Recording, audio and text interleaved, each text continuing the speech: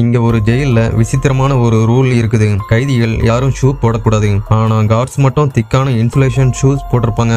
என்னன்னு பார்க்கும்போது ஒரு கார்ட் ரிமோட்ல ஒரு பட்டனை அழுத்தினதும் அந்த கிரவுண்ட் ஃபுல்லா கரண்ட் ஷாக் பரவ ஆரம்பிக்குது. வழியில அவங்க எல்லாரும் துடிச்சிட்டு இருக்காங்க. ஆனா உயிருக்கு எதுவும் ஆகாது. அந்த அளவுக்கு தான் வோல்டேஜ் செட் பண்ணிருப்பாங்க. இந்த டெக்னாலஜியை வச்சு மட்டும்தான் வெறும் 50 காவலர்கள் 5000 கைதிகளை சிறப்படுத்தி வச்சிருக்காங்க.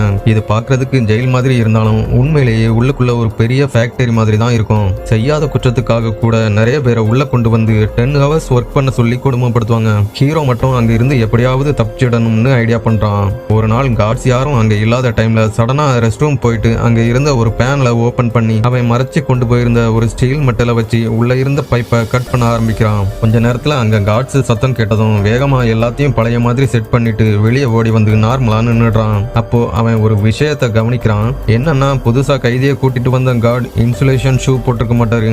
அது மட்டும் இல்லாம அவங்க நிக்கிற பிளாட்ஃபார்ம்ல அப்போ கரண்டும் கட் ஆயிருக்கும். அந்த சான்ஸை எப்படியும் யூஸ் பண்ணிக்கணும்னு நினைக்கிறான். அதனால அடுத்த டிரான்ஸ்பருக்காக எல்லாரும் காத்துட்டு இருக்காங்க.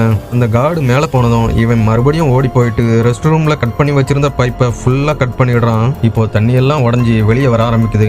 அந்த பைப்பை பின்னாடி மறைச்சு கொண்டு வந்திருப்பான். தண்ணி ஒர்க்கிங் ஏரியாக்குள்ள வந்துட்டு இருந்த டைம்ல தான் அந்த லிப்ட் கீழே இறங்குது. அப்போ சடனா 2 கைதிகள் சண்டை போட்டு கார்ட்ஸோட அட்டென்ஷனை டைவர்ட் பண்றாங்க.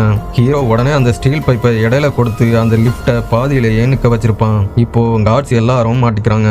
உடனே அந்த கைதிகள் எல்லாரும் பிளாட்ஃபார்ம்ல ஏறிட்டு வேகமா கையில கிடைக்கிற பொருட்களை எல்லாம் ஆயுதமாக்கி கார்ட்ஸ் மேல வீச ஆரம்பிக்கிறாங்க.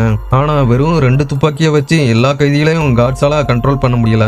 அப்போ ஒரு கார்டு வேகமா கரண்ட் ஷாக் கொடுக்கிற பட்டனை பிரஸ் பண்ண போறான். அதை கவனிச்ச சூப்பர்வைசர் எல்லா கைதிகளையும் வேகமா பிளாட்ஃபார்ம் மேல ஏற சொல்றான். அவங்க பட்டனை பிரஸ் பண்ணதும் கீழே ஃப்ளோர் ஃபுல்லா தண்ணி இருந்ததால ஷார்ட் சர்க்கியூட் ஆகி கரண்டும் கட் ஆயிருது. இப்போ கார்ட்ஸ் கிட்ட இருந்த ஒரே ஒரு அட்வான்டேஜும் போயிருச்சு. கைதிகள் எல்லாரும் மொத்தமா பாஞ்சு கார்ட்ஸை அட்டாக் பண்றாங்க. அதுக்கப்புறம் அவங்க எல்லாரும் மொத்தமா லிப்ட்ல ஏறி வேகமா அந்த ஜெயிலோட வெளிப்பக்கம் போறாங்க.